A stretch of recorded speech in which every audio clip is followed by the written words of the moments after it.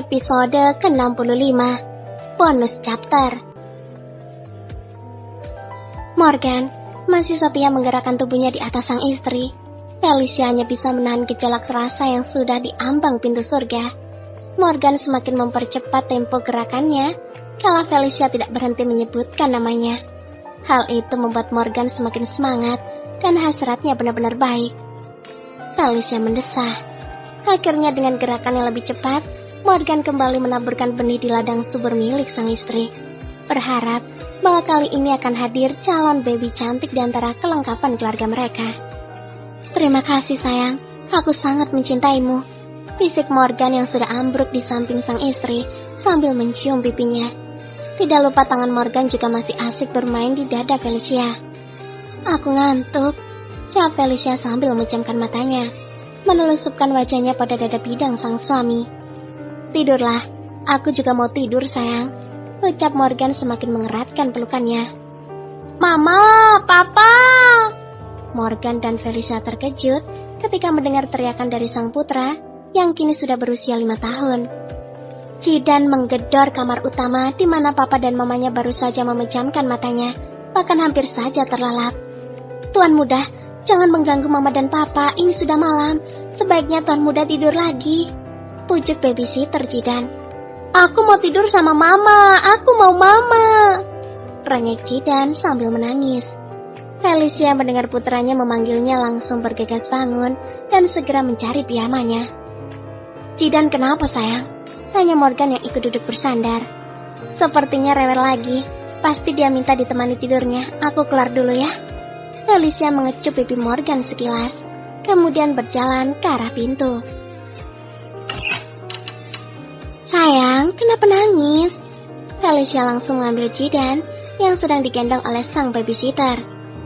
"Tadi Tuan Muda terbangun Nyonya, terus lari ke sini sambil nangis. Katanya mau tidur sama Nyonya dan Tuan," jawab wanita masih muda itu. "Oh, makasih ya Mei, kamu balik ke kamar aja biar Jidan tidur sama saya," ucap Felicia sambil mengelus punggung sang putra yang sudah berhenti menangis dan menelungkupkan wajahnya pada bahu sang mama. "Baik Nyonya, permisi." Mei menunduk, kemudian pergi berjalan menuju kamarnya bersebelahan dengan kamar Jidan. "Sayang, kenapa jagoan nangis?" Felicia langsung meletakkan jari telunjuknya di bibir Morgan saat suaminya itu menyelusulnya keluar dari dalam kamar. "Dia baru terlelap, sebaiknya kita tidur di kamarnya saja," ucap Felicia lirih. "Kenapa nggak di kamar kita?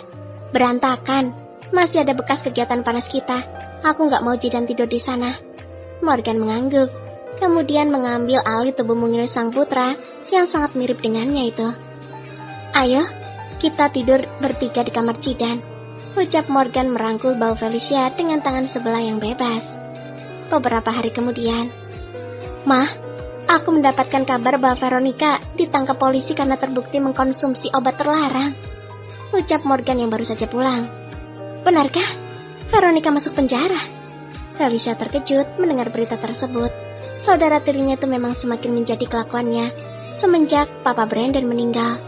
Padahal Ali sudah memperingatkan putrinya itu untuk berubah, tetapi Veronica tetap saja tidak mau mendengarkan mamanya.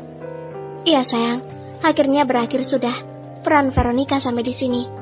Dia memang wanita yang licik, makanya aku juga turut andil dalam menjebloskan dia ke penjara." Felicia memandang wajah sang suami. "Memangnya Papa ngelakuin apa?" Morgan mendekat dan menarik pinggang Felicia. "Aku menyuruh anak buahnya untuk terus membuntutinya dan mencari tahu dengan siapa Veronica bekerja selama ini. Ternyata dia bekerja dengan salah satu bandar terbesar di kota Florida," jawab Morgan memeluk istrinya. "Yang penting sekarang kita bisa merasa tenang setelah Veronica masuk jeruji besi," bisik Morgan. Felicia tiba-tiba mendorong tubuh suaminya. Perutnya terasa mual dan ingin muntah ketika menghirup aroma parfum Morgan. Felicia berlari ke kamar mandi dan memuntahkan segala isi di perutnya. Morgan terlihat panik dan segera menghampiri sang istri. "Sayang, apa kamu sedang sakit?" tanya Morgan khawatir. Felicia membasuh wajahnya dengan air, kemudian mengelapnya dengan handuk. "Sepertinya kecurigaanku benar, Pak," ucap Felicia tersenyum. "Curiga apa, Mah?" Morgan bingung. "Sepertinya aku hamil." 12 tahun kemudian, Seorang remaja tampan berjalan dengan gaya cool dan angkuh melewati beberapa remaja wanita yang berteriak histeris memanggil namanya. Cidan, tampan sekali. Aku padamu, Cidan. Lirik aku dong, walau sebentar. Yah, remaja tampan itu adalah Cidan. Dengan gayanya begitu dingin dengan wajah datarnya, semakin membuat cowok itu mempesona. Cidan tidak pernah merasa senang digilai seperti itu. Dia tahu bahwa para gadis itu memujanya karena tampan dan kaya. Bagaimana kalau dia hanya anak dari keluarga miskin? Apakah mereka akan tetap memuja Cidan? Hanya satu wanita yang tidak pernah tertarik padanya. Tetapi bagi Cidan, gadis itu benar-benar menarik hatinya. Valeria? Seru Cidan saat melihat Valeria yang nyelonong begitu saja tanpa menoleh ke arahnya. Gadis cantik itu menghentikan langkahnya, menoleh mendapati Cidan yang kini berjalan ke arahnya sambil tersenyum lebar. Ada apa? Tanya Valeria tidak berminat. Hari ini kamu cantik dan rasa cintaku semakin tumbuh, jawab Cidan dengan cengiran di bibirnya. Valeria menghembuskan napasnya perlahan. Sebenarnya dia juga menyukai Cidan, tapi Valeria tidak mau berurusan dengan para fans setia dan fanatik cowok tampan itu. Cidan, sebaiknya kamu berhenti menggangguku. Aku nggak mau kalau... Cidan menutup mulut Valeria dengan telapak tangannya. Ikut aku, kita bisa bebas memadu kasih di sana. Cidan menarik tangan Valeria dan mengajaknya ke sebuah ruangan khusus. Ya, base camp Cidan dan teman-temannya berkumpul. Aku tahu kalau kamu juga cinta sama aku, Val.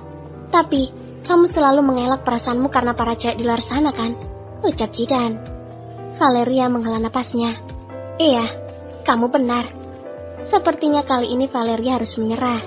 Dia juga tidak ingin menyembunyikan perasaannya lagi. Valeria ingin bahagia bersama dengan pria yang dicintainya. Cidan melebarkan matanya ketika mendengar ucapan Valeria. Benarkah? Val, kamu cinta sama aku? Valeria mengangguk dan tersenyum. Akhirnya cintaku berbalas. Seru Cidan langsung memeluk Valeria. Aku juga mencintaimu, Cidan, jawab Valeria. Cidan langsung mencium bibir Valeria. Bibir yang selama ini hanya bisa dilihat dan dibayangkan saja. Ternyata sekarang dia bisa merasakan bibir itu. Aku harap kita bisa bersama selamanya, tanpa ada halangan dan rintangan. Aku ingin bisa memilikimu, sayang.